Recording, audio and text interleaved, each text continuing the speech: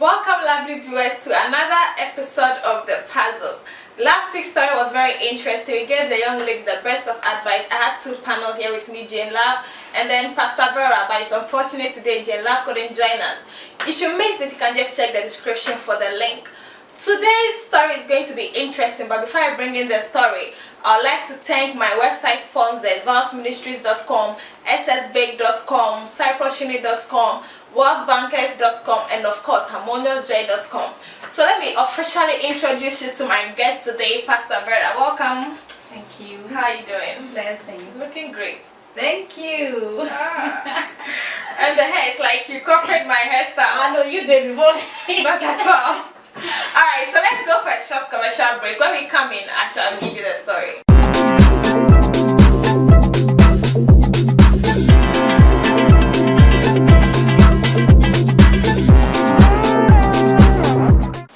Alright, so welcome back once again to the puzzle. And I'll just give you the story right away. Today we don't have much time on our side, so we'll just give you the story. Dear Toria, my name is David and I'm 28 years old. My twin brother is called Daniel and we both graduated from the same university, with me coming out with a first class and he coming out with a pass. When we were kids, my mom would always support Daniel in his wayward life. Daniel, instead of going to school, would go to his friend's house, smoke and do all sorts of nasty behaviors disapproved by society and God. Dad would always try his possible best to help and advise him. But Mom, on the other hand, saw it as Dad hating Daniel and loving me the more. This got the family divided mentally. I was always with Dad and Daniel was always with Mom. Anytime I tried correcting the relationship and getting closer to Mom and my brother, they would humiliate me as much as they could. Now that we are of age, I am practicing law and Daniel is still searching for a job according to him and what others are saying. I was in the office when my friend bitterly came to me in tears, saying her dad had been shot dead. According to her, her dad had won a huge contract and made loads of money out of it, which he kept in the office. Her dad sent her to run copies on. On returning to the office, she saw Daniel and another guy leaving the office in a haste with a briefcase. She quickly rushed to the office and found her dad in a pool of blood. She reported the case and Daniel got arrested with his friend. The case has been sent to court and I am standing in as the prosecuting lawyer. Daniel and his friend pleaded not guilty and the case is adjourned to next week. Now, I have a very good evidence which can prove Daniel shot the deceased man. Mom somehow found out and came to me pleading I do not release that evidence. I'm between a good friend and my family. What do I do? Should I cover up for my brother or make him pay for what he did? Please advise me. Alright, lovely viewers, so that was the story. It's quite an interesting one, of course. If you think there's any possible way you can advise the girl, you can keep your comments coming in. I'll read it to her. Thank you very much for doing that, of course. So, General Vera, what do you think about the story? I'm speechless. It sounds like a movie. Ooh, yeah. A movie in reality. Wow, this is serious. I'm trying to imagine serious. I'm trying to imagine myself in his shoes at the moment. But do you think the mom did a great job supporting the guy in his wayward life? No, she didn't. She made the greatest mistake any mother would ever make. She didn't. I would never support her here. Wow, she didn't. But then, don't you also think the man could have done something better, like found a way of correcting the guy? The father or the mother? The father. There are boys. Boys normally have this ego. You get it? And so far as they have their mom's back, or he has his mom's back. Yeah, his mom supporting him. Listening to the dad was very difficult because he sees his father as a threat to him, that he's trying to be authoritative and then you get it. So he wouldn't even pay attention to it. But and then the dad can't hate him also because he can't do it. Yeah, but according to the letter, the guy said the family became divided mentally. So that means so that means one twin was with the mother and then the other one was with the father. Most likely I should think that's what happened. Either then the father took the responsibility of raising I think the father shouldn't have given up that early. Do you get it? He could have just tried his possible best, maybe involve other family members, pastor. I'm told that if you want to live a longer life as a man, marry the right wife. And this case, you have a wife that isn't the right wife, and a son that isn't also helping matters. So, if and a wife that isn't the best of mothers. Yeah, the mothers. So imagine he trying to make things work out. He might end up even getting a heart attack or giving up one way or the other. And to also be there for his other son, who he knows he sees a bright future in. He just decided to let go. Yeah. Wow. But don't you think? Well, I'm thinking maybe the woman was getting something out of the guy's wayward life. Cause definitely, yeah, she would. Because if the guy steals, she would enjoy the money. Yes. The reason why she would get something because you are supporting me, so I'll reward you for supporting me. Yeah. And because she's being rewarded, definitely, she would have to keep pushing supporting the guy to him. be doing that. Go on, wow. Yeah, that's it. But and I don't think, okay, if the mom is aware that the guy was actually an armed robber or like a thief, then I think she should also be reported because she's a corporate. It could be that the guy was telling that he did some part-time jobs or something. Well, also I was thinking that wait, first of all, does this happen in society? Like, is this something that usually happens? Yeah, it does. Wow. Okay, wait, which parts exactly? The part about the mother supporting the guy doing the work. But I've also heard of stories where mothers will push their daughter to go to rich men, take money, all those stuff. It's not just in movies we see all this. It happens in real life. Then they should be reported. They can be reported, if not to the government or something, at least society, the church, where the church, the pastor, if it's women's fellowship, the leader of the women's fellowship, all those stuff, for her to receive some counseling. The way things can be done, I believe, is if the girl or the child in question is able to open up to somebody who is trustworthy or who has the ability to intercede or to help them out, then there should be a way out. But if the victim here is also quiet about what is happening or what the situation they find themselves in and says nothing, then how can they be helped? So until you voice out, that's when rescue or help can come your way. Okay. Until you voice out, that's when rescue or help can come your way. That was a good quote. And don't you think the twin brother could have also done something to help the brother?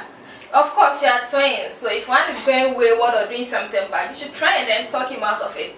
I believe he did. I'm not there, but I believe he did, because the fact that he said he tried to get close to the mother and the brother, yes, I believe he did. And the mom also being jealous that, okay, you've taken my husband's heart. Because of you, my husband has been all those stuff. You get it? So she would also push that anger and that hate on him. Although it's also her own son. But then she would also take the side of the one that she gets something from. They also receive that love. Yeah. Wow, that's interesting. But I don't think any mother should be proud of such a son. Even though it's bad to say in a way, it's also very bad for a mother to own up that, yes, this is my son, and then be supporting such behaviors. It's so bad to the society. She believes that she's doing the right job. She's doing the right thing for the boy. She believes that she's training her son in the best of ways. She believes that she's a woman and she's the mother, so she knows the best way to bring up a child. So the man has nothing in child training or child upgrade. Child upbringing, yes. Yeah. So she wouldn't agree to the fact that she is doing the right thing. So she thinks she's right. So that's it. Now let's go to the main problem here. The guy is the prosecuting lawyer, meaning he's standing in against his brother, his own blood brother. They are just two. But if you read the story, I don't know what happened to the father. You realize that he didn't bring the father in the story again. Well, perhaps he's dead or he has traveled or something. Well, I don't know. But what would you have done if you're the prosecuting lawyer? My brother coming to you, begging you, don't release this evidence, blah, blah, blah. Would you have forgiven her? He's my brother, yes. She's my mom. I have them to her. He's my only brother. I believe it's tough. Wanting to do the right thing can be very difficult at times. Talking from my own perspective, I believe we'll do what the Bible wants us to do, the right thing. God will never support evil. And the question is, what in the nation, the country, yeah, human beings shouldn't support evil. So standing in the gap, what would God do? That's the first question we should ask ourselves. What would Christ do if he finds himself in this situation? Yeah. Would he forgive? Would but he? It could also be that Christ forgives. We were sinners, and yet he came to save us, die for us. You know. So this is it. He has something that could prove that his brother is guilty. And if he brings it out, it's a fact that yes, his brother is going to be executed. Yes, it's guilty, yeah. and there's nothing you can do to change that, because his face is everything. I think it should be a CCTV camera or something. Yeah, that's it. So putting my human nature aside, as a pastor, as a woman of God, what I would do is this. I would bring, because I'm standing in between my brother and my friend. A very good friend at that. Very good friend at that. And my brother is my brother, but he has not been the best of friends or the best of brothers. Yeah. But this friend has been there for me and all that. So what I will do, by the grace of God, is this. There are two ways out of this. One, you have to pay or like face the consequences of what you did. Of what you've done. Yeah. So, and we know that Christ definitely can give us second chances. But for the right thing to be done, because I can't also let someone because of what someone have done, I will now call in the Holy Spirit into this situation. Wow. Yeah, Pastor's preaching. She has started preaching already. I'll bring in the Holy Spirit into this matter. I would now present to him what is happening, that this is what the situation I've found myself in. He should help me out. And definitely God is going to help me out. And I believe that when the Holy Spirit now steps in, he's either going to touch the heart of the judge, that after the case is settled, even if my brother is found guilty, if the Holy Spirit can touch the judge's heart, that he might not even give my brother death penalty, but he can just give him either life imprisonment or reduce the sentence for him as time goes on. So that is it. So when I now present it to the Holy Spirit or before God, I now tell him that God, this is the situation. God in his own wisdom will now know what he thinks is best. Because my brother has been tried and been spoken to by my dad, by myself, by men of God several times to change his evil ways, and he wasn't willing to. And the amazing thing is, it started from childhood. Wow. So is it today that he's just going to change automatically? Yeah. So either he's going to repent whilst he's in prison, and I would plead for the judge that if in case he's to have a life sentence, he should be given the opportunity to have a counselor section to be able to help him change his ways, have a renewal of mindset and all that. So maybe in that way he can, when God takes him or when he dies, he can have a place in heaven by the time he's repented, like he has accepted God. The point is, David, he didn't say anything about being religious. You know, some people are Christian, they go to church, blah blah blah. For such people, like, how would they know Holy Spirit is trying to tell them this or that? Even if that's why this show is here. Thank you for putting up this kind of show. That's why this show is here.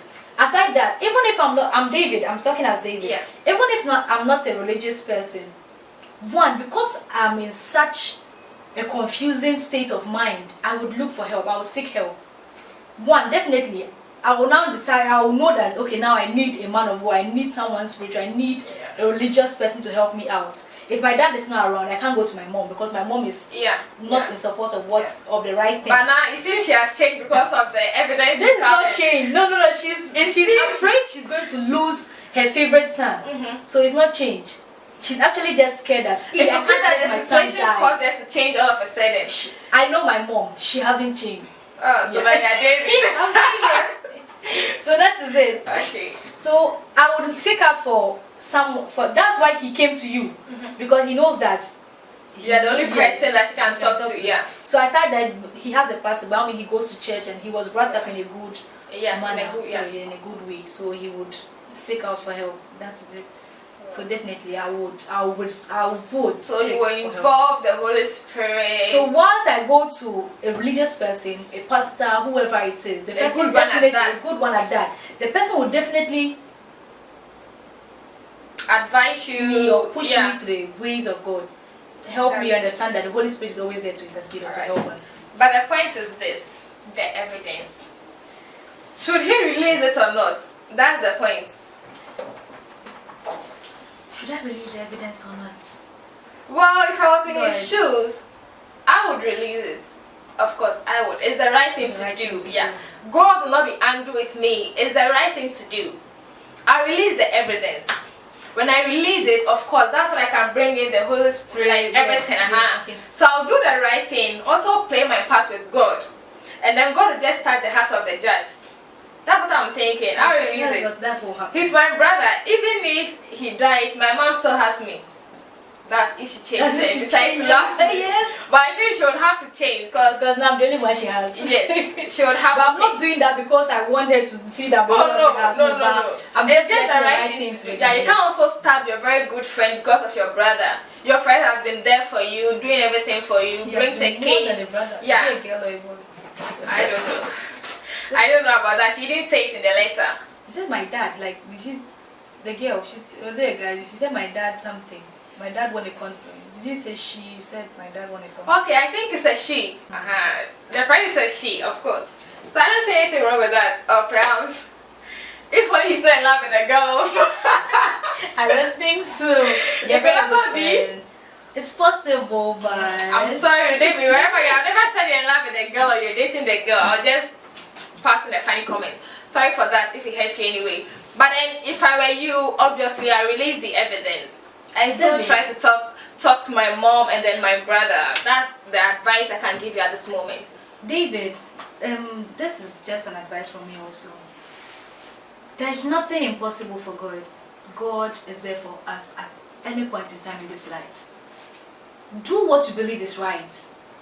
Release the video. Let him face his How do you know it's a video?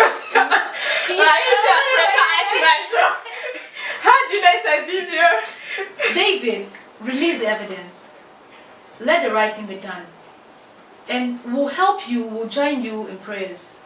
Pray that God touches the heart of the judge not to give your brother a life sentence, like death penalty. Not to give your brother a death penalty, but he will be given the opportunity to see Christ, to find Christ, to accept Christ before he dies. Even if it is a life imprisonment, sentence, or whatever punishment that he'll be given. But please, let the right thing be done. Yeah, because you cannot escape consequences. Once you do something, you have to pay for it. And this one, what he did is very huge. Obviously, he would have to pay for the consequences. And then talk to him. If it is deliverance, you can bring it to Pastor Vera. She's good at that. I'm not speaking because it's not my brother. Yeah. But I have experienced. I've been in such situations, not like personally, but I've been around such situations several times, and I've been brought certain situations or certain issues have been brought to me, and by the grace of God, I'm able to put myself in people's shoes, so I know how they feel at that moment. Good. That's the best thing to do. I'm not being biased. I'm not being okay. He's not my brother, so I don't care. So just release the video. No, but we're actually helping you do what is right before God and before man. Before God and before man. So the best thing, obviously, release the video. Yes. Pray to God for the best of advice. Holy Spirit is always there to counsel, direct, and then guide you. Alright, so this brings us to the end of the show. Such an interesting story, interesting advices from my Pastor Vera. Thank you very much for having me on the show. Can I say something? Sure. You can follow us on Facebook. Like our Facebook page, SS Bakery Services, and you can call our WhatsApp number to order your cakes, pastries for your wedding, birthday, and anniversaries, engagements, and everything. Parties. My wedding is coming up, and I know I have free cake. Yeah. So as you are doing that, also remember to like, share, and then subscribe to my YouTube channel. Wish you all the best of nights. Bye bye. Happy Valentine in advance. See you.